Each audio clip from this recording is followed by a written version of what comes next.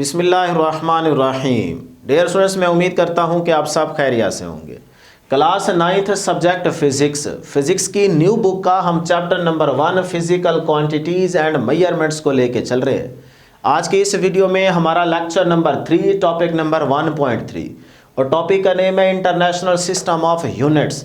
याद रहे ये टॉपिक शॉर्ट और एमसीक्यूज के पॉइंट ऑफ व्यू से आप अच्छे तरीके से तैयार करेंगे। आपके पेपर में इस टॉपिक से एमसीक्यू या फिर शॉर्ट पक्का बनेगा, तो इसलिए इस टॉपिक को अच्छे से तैयार करना है। अगर आप थोड़ी देर के लिए इस वीडियो के साथ जुड़े रहेंगे तो इंशाल्लाह भी बैठे बैठे आप तमाम स्टूडेंट्स को ये टॉपिक 100% अच्छे तरीके से तैयार हो जाएगा, ये मेरी गारंटी है। तो जल्दी से वीडियो को लाइक कर लें, चैनल को सब्सक्राइब कर लें। स्टार्ट करते हैं। Dear students, international system of units में जो पहली इंफॉर्मेशन बेस्ड बात आप याद रखेंगे जो कि एमसीक्यू भी बन सकता है वो ये है कि इन 1961, अब जरा यहां नोट कर ले, अगर आपके एमसीक्यू की ऑप्शन 1961 हो तो फिर आप यही सेलेक्ट करेंगे। अगर ऑप्शन में 1961 नजर ना आए तो 1960 जरूर होगा, तो आप 1960 वाली ऑप्शन सेलेक्ट कर लेंगे। अगर 1960 भी हो और 1961 भी दोनों ऑप्शंस हो तो फिर आप 1961 को सेलेक्ट करेंगे। क्लियर? तो कहता है 1961 में an international committee agreed on a set of definitions and standards to describe the physical quantities। क्या मतलब? कहता है 1961 में एक बैनुल अक़वामी कमेटी ने फिजिकल क्वांटिटीज को बयान करने के लिए डेफिनेशंस और स्टैंडर्ड्स के एक सेट पर इत्तफाक किया। मतलब तमाम मुल्कों के साइंटिस्ट को इकट्ठा किया गया, बुलाया गया। जब वो सारे इकट्ठे हो गए तो ये कमेटी बन गई। अब इन्होंने बैठ के ना ये कहा कि भाई ये वाली जो क्वांटिटीज़ है ना, इनको ये नाम देते हैं और इनके यूनिट्स ये रख देते हैं, और ये जो बाकी क्वांटिटीज़ जो इनसे अखज़ की जा रही हैं उनको ये नाम देते हैं और उनके यूनिट्स ये रख देते हैं। जो बाकी बचेंगे वो इस कैटेगरी में आ जाएंगे। तो इस तरह से बैठ के ना एक चीज़ सेट की गई और उस पर सारों ने फिर इत्तफाक कर लिया कि हाँ भाई ये ठीक है बात। तो इसका मतलब अगली बात देखें, द सिस्टम वाज एस्टैब्लिश्ड। तो वहाँ पर जो सिस्टम एस्टैब्लिश हुआ इस कार्ड वो कहलाता है द सिस्टम इंटरनेशनल। उसे नाम दिया गया सिस्टम इंटरनेशनल का, जिसे आप डिनोट कर सकते हैं एसआई, ये उसकी एब्रिविएशन बन जाएगी। तो एसआई का मतलब सिस्टम ऑफ इंटरनेशनल। तो अब इस सिस्टम यानी कि एसआई सिस्टम में क्या चीज सेट की गई? इस सिस्टम के अंदर 3 काइंड्स ऑफ यूनिट्स बनाए गए कि भी जितनी भी क्वांटिटीज हैं और इनके हम यूनिट्स रख रहे हैं, तो ये जो क्वांटिटीज हैं इनके ये यूनिट्स होंगे और ये इस कैटेगरी में चले जाएंगे, इस काइंड में होंगे। ये जो बाकी हैं जो इनसे अखज़ किए जा रहे हैं ये इसका ये नाम रख देते हैं, जो बाकी बचेंगे वो इस कैटेगरी में चले जाएंगे। तो इस तरह से 3 काइंड्स ऑफ यूनिट्स बनाए गए। तो यहां पे फिर एमसीक्यू बन सकता है कि एसआई सिस्टम के अंदर कितनी काइंड्स के यूनिट्स हैं, 2, 3, 4, 5 इस तरह से। तो बहुत से बच्चे 2 वाली ऑप्शन को सेलेक्ट कर लेते हैं। क्यों? क्योंकि जब वो बुक में देखते हैं तो वहां पे बेस यूनिट्स और डिराइव्ड यूनिट्स का जिक्र किया गया।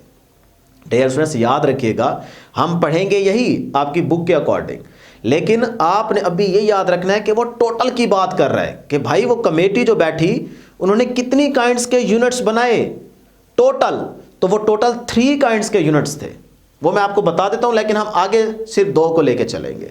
तो फिर नोट कर लें डियर स्टूडेंट्स, आपको पता होना चाहिए कि वो 3 काइंड्स ऑफ यूनिट्स क्या थे। नंबर 1 जी base units, number 2 derived units, और नंबर 3 डियर स्टूडेंट्स है सप्लीमेंट्री यूनिट्स। ये है जी 3 काइंड्स ऑफ यूनिट्स जो बनाए गए उस एसआई सिस्टम के अंदर।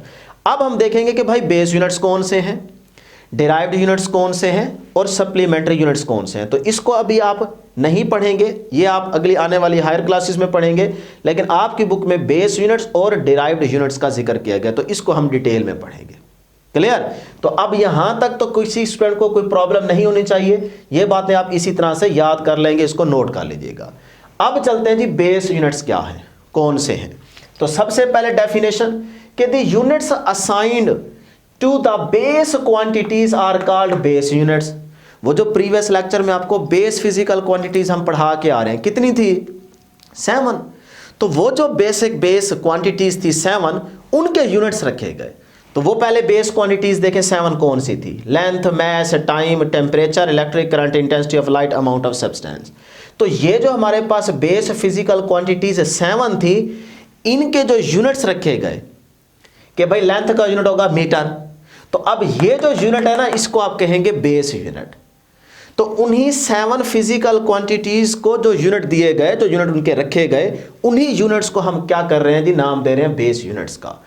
The units assign to the base quantities, base quantities को जो यूनिट असाइन किए गए मिले उन्हीं को हम कहते हैं बेस यूनिट्स। तो वो ये रहे, लेंथ का क्या होगा मीटर, मास का क्या होगा किलोग्राम, टाइम का क्या होगा सेकंड, टेम्परेचर का क्या होगा केल्विन, इलेक्ट्रिक करंट का क्या होगा एम्पेयर, इंटेंसिटी ऑफ लाइट का क्या होगा कैंडेला, और अमाउंट ऑफ सब्सटेंस का क्या होगा मोल।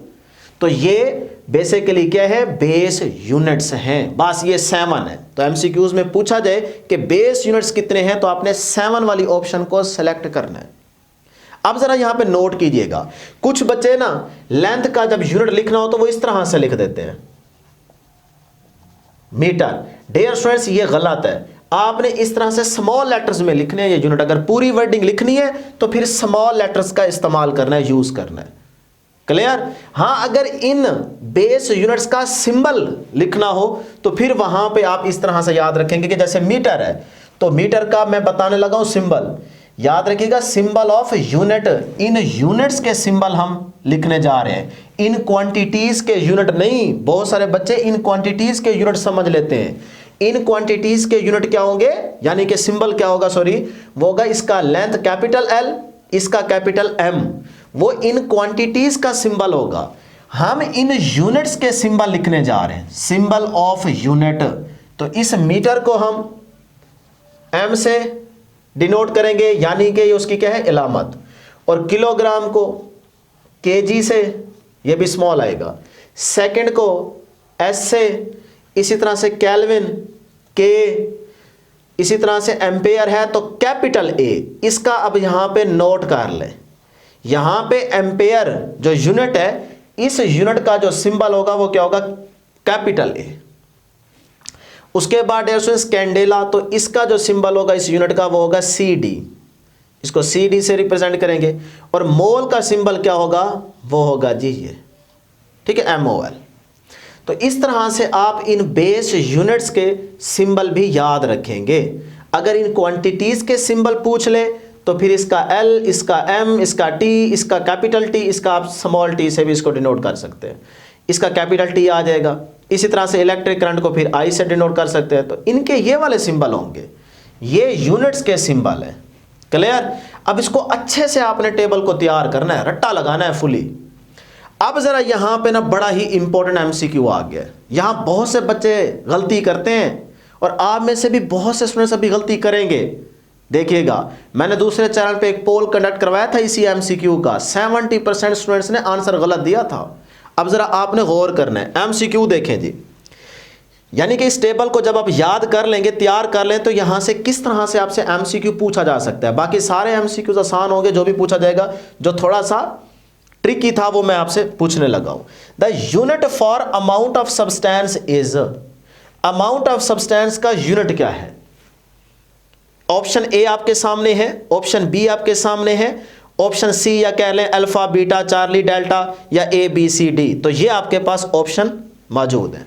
जल्दी से यहां पे वीडियो को पॉज करें, इस MCQs को देखें और कमेंट करके बताएं कि कौन सी ऑप्शन करेक्ट है।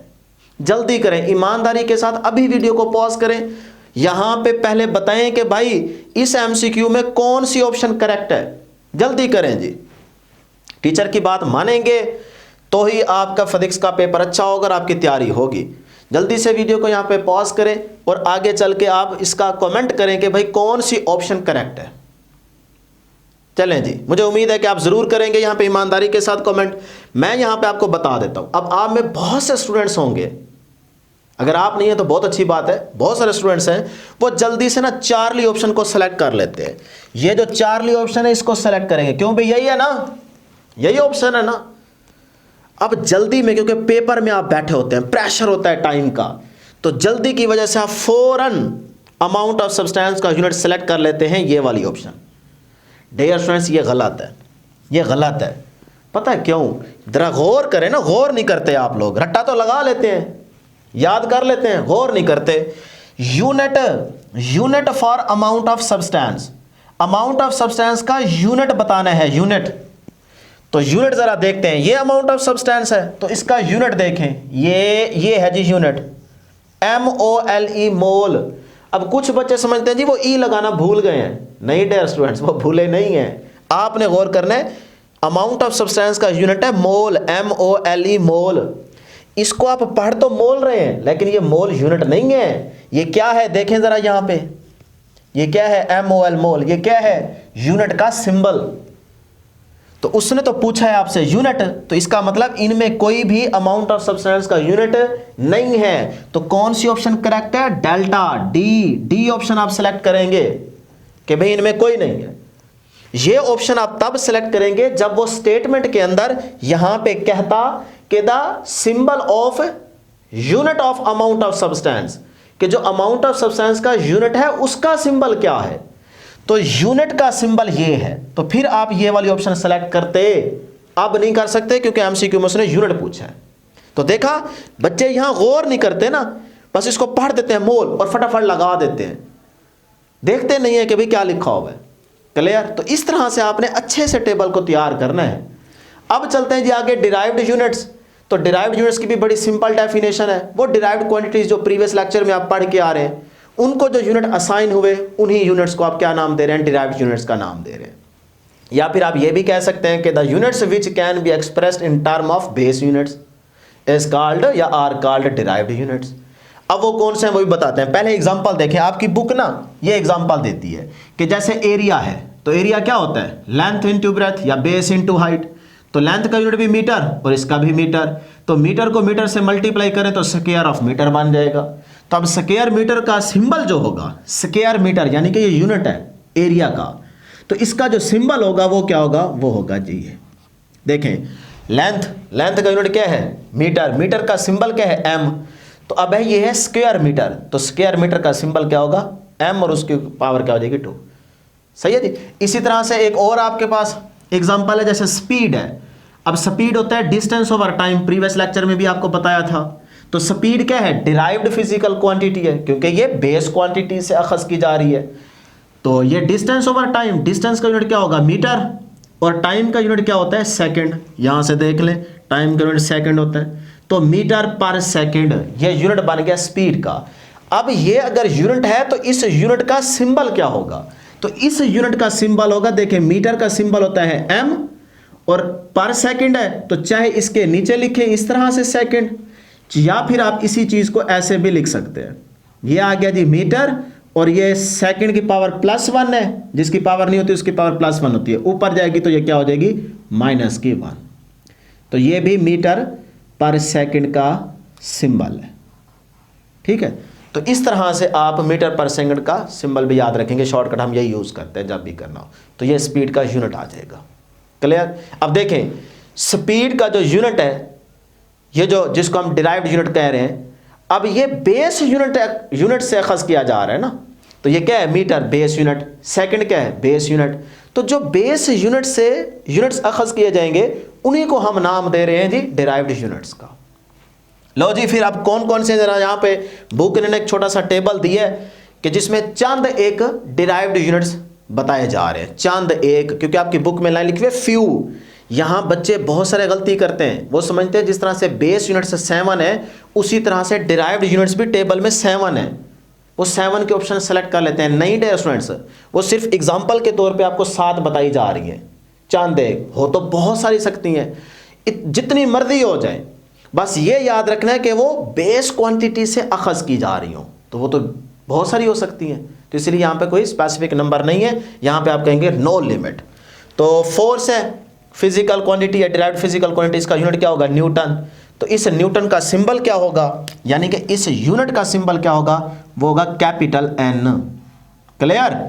अब जरा यहाँ पे भी गौर करें, देखें सारे स्मॉल लेटर्स में लिखे गए हैं यूनिट्स। यहाँ पे न्यूटन को ऐसे नहीं लिख देना, ये ऐसे लिखोगे नंबर नहीं मिलेगा, ये रूल्स आगे चल के आप पढ़ेंगे। तो इसी तरह से आपने लिखना है, अगर पूरी वर्डिंग लिखनी है तो फिर इसी तरह से लिखनी है स्मॉल लेटर्स में। तो अब इस यूनिट का सिंबल क्या होगा, कैपिटल N।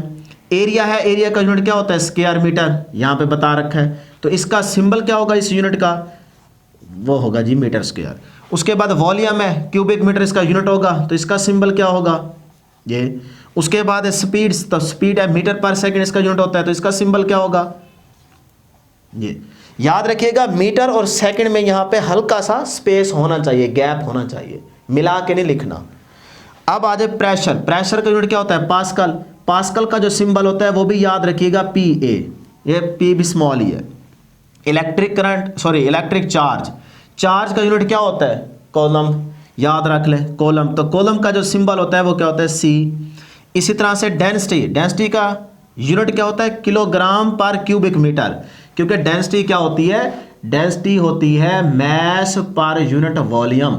तो मैस का आ जाएगा किलोग्राम और वॉल्यूम है तो ये आ जाएगा पर मीटर क्यूब।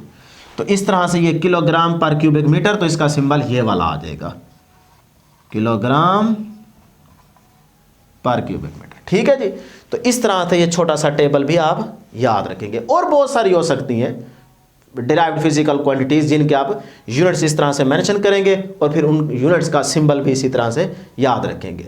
तो फिलहाल आप इस टेबल को याद कर लें। अब डियर स्टूडेंट्स आपकी बुक की साइड इंफॉर्मेशन में दो क्वेश्चन पूछे जा रहे हैं, ए पार्ट और बी पार्ट। ए में तो उसने बता भी दी है, बी में वो आपसे कुछ पूछना चाह रहा है। ए में वो ये कह रहा है कि जिस तरह से इलेक्ट्रिक चार्ज का यूनिट है ना कॉलम, तो अब इस कॉलम को ना आप फर्दर बेस यूनिट्स की टर्म में अखज करें। तो भाई इलेक्ट्रिक चार्ज का यूनिट क्या है कॉलम, तो बेस यूनिट्स में इसको लेके चलते हैं। तो याद रखिएगा डियर स्टूडेंट्स करंट जो होता है ना I इज इक्वल टू ये होता है Q ओवर T, फार्मूला होता है करंट का, इसको भी याद रखें। अब यहां से चार्ज को निकाल लें तो Q अपनी जगह पे रहेगा, ये T इधर जाके I के साथ क्या हो जाएगा मल्टीप्लाई हो जाएगा, तो I मल्टीप्लाई बाय T।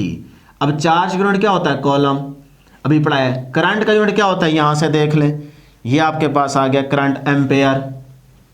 उसके बाद टाइम का यूनिट क्या होता है सेकंड, तो ये आ गया सेकंड। अब देखें ये एम्पेयर और सेकंड क्या है बेस यूनिट्स है ना, तो बेस यूनिट्स की टर्म में देखें आपने डिराइव्ड यूनिट्स को लिख दिया। इसी तरह से वो बी पार्ट में पूछ रहा है express the unit of pressure. भाई प्रेशर का जैसा यूनिट है पास्कल, तो इसको सम अदर यूनिट्स में लिखें या इन टर्म्स ऑफ बेस यूनिट्स लिखें। तो वो आप देख सकते हैं प्रेशर का यूनिट पास्कल है, तो फिर यहां पे मैं बता देता हूं प्रेशर का फार्मूला होता है फोर्स पर यूनिट एरिया। अब फोर्स का यूनिट होता है Newton divide by area, area का होता है मीटर स्क्वायर, तो ये ऊपर जाएगा तो ये आएगा -2, तो ये आ गया जी न्यूटन पर मीटर स्क्वायर, दूसरे यूनिट्स में लिखा गया इसको। अब इसी को फर्दर भी आप आगे इस तरह से लिख सकते हैं, जैसे न्यूटन है तो न्यूटन आप यहां से निकालेंगे, फार्मूला याद रखेंगे F is equal to ma, F का न्यूटन, मैस का kg, एक्सेलरेशन का मीटर पर सेकंड स्क्वायर। अब यही न्यूटन का जो kg मीटर पर सेकंड स्क्वायर है वो यहां पुट कर दें, तो ये आ जाएगा kg मीटर पर सेकंड स्क्वायर, और ये वाला डियर स्टूडेंट्स वैसे का वैसे। अब एक मीटर से कैंसिल हो जाएगा और पीछे आपके पास बचेगा kg मीटर, ये वाला एक बच जाएगा और ये पर second square as it is आ जाएगा। तो अब ये यूनिट देखें ये क्या है in terms of base unit. तो हमने पास्कल जो कि प्रेशर का यूनिट है, इस पास्कल को अदर यूनिट्स या इन टर्म्स ऑफ बेस यूनिट्स लिख दिया। तो ये था आपके पास बी वाली साइड इंफॉर्मेशन।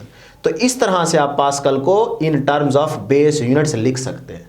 क्लियर, इस साइड पे पास्कल लिख दें और ये आ जाएगा। तो ये भी आप दोनों अपनी नोटबुक पे नोट कर लीजिएगा।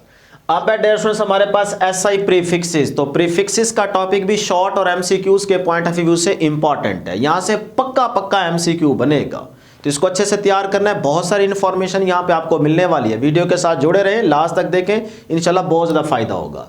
तो प्रीफिक्सेस की डेफिनेशन करने से पहले ये याद रखें कि the SI is a decimal system. जिस सिस्टम इंटरनेशनल की हम बात करते चले आ रहे हैं वो एक डेसिमल सिस्टम भी है। डेसिमल का मतलब वही 10 वाला। Prefixes are used to write the units by powers of 10। ये जो प्रीफिक्सेस हैं वो कह रहे हैं ये यूनिट के साथ 10 की पावर में लिखे जाते हैं। 10 की पावर में लिखने की वजह क्या है, 10 की पावर में हम क्यों लिखते हैं? कह रहा है बिग क्वांटिटीज लाइक 500,000,000 मीटर। अब इस वैल्यू को देखें, क्या ये आपको लिखी हुई अच्छी लग रही है? आप मानेंगे कि यार एक स्टैंडर्ड वैल्यू है? नहीं। स्मॉल क्वांटिटीज लाइक 0.00004 मीटर, ये भी नहीं लग रही अच्छी। तो वो कहते हैं इस वैल्यू को लिखा जा सकता है 10 की पावर में। कैसे? ये वैल्यू देखिए ना, अब इसको हम 10 की पावर में लिखते हैं तो 5 एज इट इज आ जाएगा, आगे जितने जीरोज है ना वो 10 की पावर में ऐड करते हैं। तो 0 0 0 0 0 0 0 1 2 3 4 5 6 7 7 जीरोज हैं, तो इसको हम लिख सकते हैं 10 की पावर 7। तो 5 एज इट इज आ जाएगा, आगे लिख देंगे मल्टीप्लाई 10 रेज टू पावर 7। अब इस वैल्यू को इस तरह से लिखें तो अब देखें आपको एक स्टैंडर्ड वैल्यू लग रही है, देखने में भी अच्छी लग रही है, लिखी हुई भी अच्छी लग रही है। तो इस तरह से इस वैल्यू को लिखा जा सकता है 10 की पावर में। अब इसको कैसे लिखेंगे? देखें 0.00004 मीटर है। अब पहले आपने इस पॉइंट को ना लेफ्ट साइड पे मूव कराना है, तो जितनी प्लेसेस मूव कराएंगे उतने ही नंबर आप 10 की पावर में ऐड कर देंगे। अगर आप लेफ्ट टू राइट जाएंगे पॉइंट को लेके तो माइनस में नंबर ऐड करेंगे, और अगर आप राइट टू लेफ्ट जाएंगे तो फिर आप प्लस में ऐड करेंगे, ये याद रखिएगा। अब हम ना इसको आगे लेके चलते हैं। तो ये देखिएगा डियर, ये है पॉइंट या डेसिमल, इसको अब आप लेके आए जी 1 प्लेस, फिर 2 प्लेस, फिर 3 प्लेस, फिर 4 प्लेस, और फिर इसके बाद हम यहां पे लेके आते हैं 5 प्लेस। इसका मतलब मैं इस पॉइंट को यहां लेके आना चाह रहा हूं। अब पॉइंट यहां पे आ चुका है, तो जितनी प्लेसेस मैंने मूव किया है ना उतने नंबर आप 10 की पावर में ऐड कर देंगे।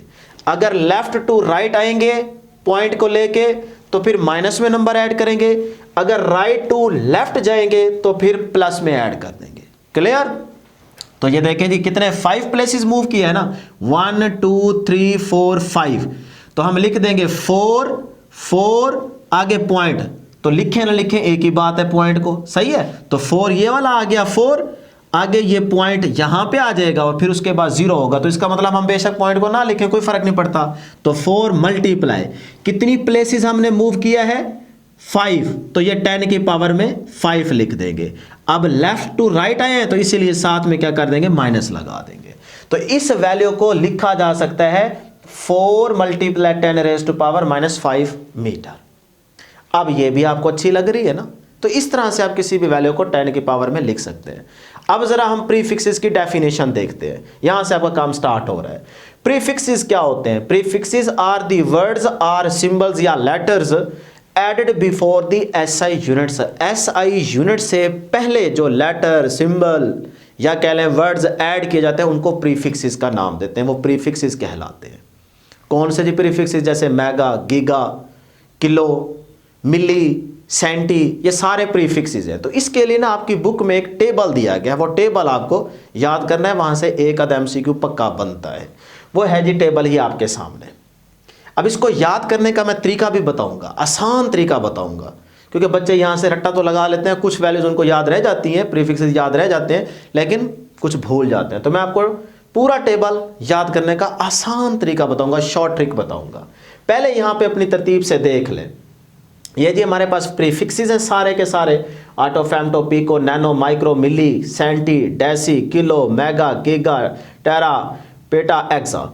इसी तरह उनके ये सिंबल्स हैं, ठीक है। आटो को ए से शो करते हैं, फेम्टो को एफ से, पिको को पी से, नैनो को स्मॉल एन से, तो ये सारे उसके क्या हैं, सिंबल्स हैं। क्लियर? अब इनकी वैल्यूज यानी कि 10 की पावर, पावर्स ऑफ 10। तो ऑटो को हम लिखे थे 10 रेज़ टू पावर -18, इसको याद रखेंगे। फेम्टो को आप याद रखेंगे 10 रेज़ टू पावर -15 इसकी वैल्यू होगी। पिको की होती है 10 रेज़ टू पावर -12, नैनो की होती है 10 रेज़ टू पावर -9, माइक्रो की होती है 10 रेज़ टू पावर -6, मिली की होती है जी 10 रेज़ टू पावर -3, सेंटी की होती है 10 रेज़ टू पावर -2, डेसी की होती है 10 रेज़ टू पावर -1। इसी तरह से फिर बाकी याद कर लेंगे। अब ये पूरा टेबल ना इस तरह से याद करना बहुत ही मुश्किल है, तो मैं इसको ना अलग अलग थोड़ा सा 2 पार्ट्स में डिवाइड कर देता हूं। अब आपने इस तरह से इन सारे प्रीफिक्सेस को याद करना है। उसके लिए सिर्फ आप ये एक लफ्ज़ याद कर लें और एक ये वाला याद कर लें। इसको आप याद किस तरह से रखेंगे? देखें, डहकम जट पी, डहकम जट पे, डहकम जट पी, डहकम जट पी, डहकम जट पी, ये रट्टा मार लें। डहकम जट पी, डहकम जट पी। अगर आपको ये सेंटेंस याद हो गया, या कह लें एक वर्ड है वो आपको याद हो गया, तो फिर आप इस तरह से इसको लिख दें कि डी से डैका, एच से हेक्टो, के से किलो, एम से मेगा, जी से गीगा, टी से टेरा, पी से पेटा और ई से एक्सा। ये उसके सिंबल्स आ जाएंगे। अब जिस तरह से आप डेह कम जट पी याद कर लेंगे तो अब आप इनको कैसे लिखेंगे, देखें 10 की पावर से स्टार्ट करना है तो आप लिखेंगे 10 की पावर 1, फिर 10 की पावर 2, फिर 10 की पावर 3। यहां तक पहुंचने के बाद अब इसी वैल्यू के अंदर 3 ऐड करते जाएंगे, ठीक है। जो भी फर्दर आएगी उसके अंदर 3 ऐड कर देंगे। तो इस वैल्यू के अंदर 3 ऐड करें 10 रेज़ टू पावर 6, अब इसके अंदर फिर 3 ऐड करें 10 रेज़ टू पावर 9, फिर इसी के अंदर 3 ऐड करें 10 रेज़ टू पावर 12, फिर इसी के अंदर 3 ऐड करें 10 रेज़ टू पावर 15, फिर इसके अंदर 3 ऐड करें 10 रेज़ टू पावर 18। इस तरह से अब आपको देखें कितना आसान लग रहा है। तो डह कम जट पी, बस ये रट्टा मार लें, इस तरह से आपको याद हो जाएगी वैल्यू। क्लियर। अब आ जाए एक और याद रखेंगे, वह जी डीसी मन पफा, बस ये याद कर लेंगे एक लफ्ज। तो फिर आप इस तरह से देखें, डी से डेसी, सी से सेंटी, एम से मिली, और ये जो यू होगा ना इसको आप माइक्रो का सिंबल इसी तरह से होता है ना, देखें यू की तरह, तो इसको आप क्या करेंगे, इसको माइक्रो लिखेंगे, ये याद रखिएगा। एन से नैनो, पी से पीको, एफ से फेम्टो, ए से एस्टो। क्लियर। ये उनके सिंबल्स आ जाएंगे स्मॉल लेटर्स में। अब इसकी वैल्यू भी उसी तरह से है लेकिन माइनस में, जिस तरह यहां पे याद रखे ना तरीका, वैसे इसकी वैल्यू याद करेंगे लेकिन माइनस में। तो ये देखें डैसी से स्टार्ट करेंगे 10 रेज़ टू पावर -1, वहां +1 था, 10 रेज़ टू पावर -2, फिर 10 रेज़ टू पावर -3। अब 3 के बाद इसी वैल्यू में 3 ऐड करते जाएं, तो इसमें आ जाएगा 10 रेज़ टू पावर -6, 3 ऐड कर दिया ना इसके अंदर, तो 3 माइनस का और फिर -3 तो -6 ये ऐड हो गया। फिर इसके अंदर -3 और ऐड करेंगे तो ये बन जाएगा -9, फिर इसके अंदर और 3 ऐड करेंगे तो ये बन जाएगा -12, फिर इसके अंदर और 3 ऐड करेंगे तो -15, फिर इसके अंदर 3 और ऐड करेंगे तो ये बन जाएगा -18। लो जी, इस तरह से अब आपने याद कर लेना, कुछ भी नहीं करना, पूरे का पूरा टेबल आपको याद हो जाएगा। इसमें 1-2 मिसिंग भी है, सारे यहां पे आ जाएंगे, ये आप याद कर लें। सिर्फ 2 लफ्ज, डैकम जेट पी, डीसी मन पफा। वैल्यूज कितनी आसान है, फटाफट लिखेंगे, जो मर्जी वो आपसे एमसीक्यू पूछे आप फौरन बता देंगे। सही है। अब चलते हैं 150 से इससे आगे, और याद रखिएगा यहां पे इनकी लैंग्वेज भी याद रखनी है, इनकी लैंग्वेज फैक्टर वो भी आपको पता होनी चाहिए, क्योंकि आगे एक यूज होने वाला है यूनिट, तो उसके साथ आपको लैंग्वेज का भी पता होना चाहिए। जैसे यहां पे देखें ना, ये आपके पास डैक है 10 रेज़ टू पावर 1, तब इसकी लैंग्वेज क्या होगी, इसको क्या पढ़ेंगे 10। अगर इसको आप 10 पढ़ेंगे ना, ये याद कर लें, सुन लें, बड़ी इंपॉर्टेंट बात बता रहा हूं, इसको 10 पढ़ेंगे, इसकी लैंग्वेज है 10। इसकी क्या होगी 10 रेज़ टू पावर -1 को क्या पढ़ेंगे, इसको पढ़ेंगे 10th, आगे 10 के बाद TH लगा दें, बस ये भी याद रखिएगा, ठीक है ना। लैंग्वेज इसको 10, इसको 10th। अब आगे देखें 10 रेज़ टू पावर 2 का मतलब इसको पढ़ेंगे 100, सही है। तो इसके आगे TH लगा देंगे तो ये बन जाएगा 100, आगे TH लगा दें। इस तरह से फिर आगे चलते जाए, 100 के बाद 1000, तो इसमें 1000 लिखेंगे लेकिन आगे TH लगा देंगे, ये भी जहन में रखिएगा। 1000 के बाद डियर स्टूडेंट्स यहाँ पे मिलियन, फिर आगे मिलियन के बाद डियर स्टूडेंट्स बिलियन, फिर आगे ट्रिलियन, फिर आगे क्वाड्रिलियन, फिर आगे क्विंटिलियन। तो इस तरह से फिर आगे चलते जाएंगे। ये लैंग्वेज भी आपने याद रखनी है, नोट कर लें। अब आपकी बुक के अंदर साइड इंफॉर्मेशन में 2 छोटे से टेबल दिए गए, 1.5 टेबल और टेबल नंबर 1.6। तो इसमें भी आपने याद रखना है, यहां से भी एमसीक्यू बन सकता है। वो कहता है कि 100 किलोग्राम, 100 किलोग्राम जो है ये 1 क्विंटल के बराबर होता है। तो 1 क्विंटल 100 किलोग्राम के बराबर होता है, ये याद रख लें। इसका मतलब क्विंटल भी क्या है, मैस का यूनिट है। अब कुछ ममालिक के अंदर क्या होता है, क्विंटल यूनिट यूज किया जाता है मैस का, कुछ में नहीं किया जाता। तो ये एक हिस्टोरिकली यूनिट है, बाकी इसमें कोई आपने लंबी चौड़ी दास्तान नहीं बताने के भाई क्विंटल क्या बला है, ये एक हिस्टोरिकल यूनिट है। उसके बाद कहता है 10 क्विंटल और 1000 किलोग्राम, मतलब 10 क्विंटल 1 टन के बराबर होते हैं, या फिर कह लें कि 1000 किलोग्राम जो है वो 1 टन के बराबर होगा। तो 1 टन में 1000 किलोग्राम है, ये भी आप बोल सकते हैं। इसी तरह आप देखें टन वेट का यूनिट है, फोर्स का यूनिट आप कह सकते हैं। कहते हैं ना यार 2 टन वाला एसी, 1 टन वाला एसी, तो अब यहां पे टन यूनिट क्यों यूज किया गया, ये आप कमेंट करके जरूर बताएंगे। हालांकि मैं इसका आंसर दे चुका हूं ऊपर, तो अगर आप समझदार हैं तो फिर जल्दी से कमेंट करके आंसर बताएं। अब उसके साथ एक और टेबल है 1.6, वो कह रहा है जी 1 मीटर। अब 1 मीटर को अगर हम सेंटीमीटर में लिखें तो वो लिखा जाएगा 100 सेंटीमीटर। 1 मीटर में 100 सेंटीमीटर होते हैं, तो इसका मतलब 1 मीटर 100 सेंटीमीटर के बराबर होगा। इसी तरह से 1 सेंटीमीटर कितने मिलीमीटर के बराबर होगा? 10 मिलीमीटर के। इस तरह 1 किलोमीटर कितने मीटर के बराबर होगा? 1000 मीटर। तो 1 किलोमीटर में 1000 मीटर होते हैं। तो ये भी आपने इंफॉर्मेशन याद रखनी है। आगे को कहता है डू यू नो, क्या आप जानते हैं the kilogram is the only base unit that has a prefix.